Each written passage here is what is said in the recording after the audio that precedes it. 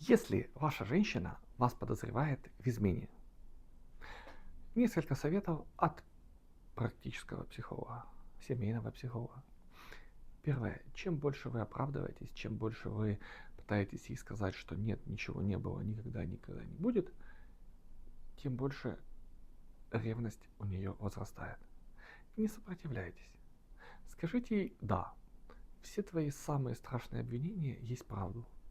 Я изменяю тебе в каждом шаге, в каждом вдохе, и с каждой коллегой, женщиной, которую ты где-нибудь увидела. И что ты будешь делать дальше?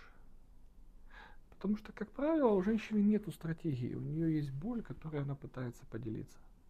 И мысль о том, что дальше можно что-то делать, разводиться не бойтесь, она не будет. А кому же она будет еще дальше пилять?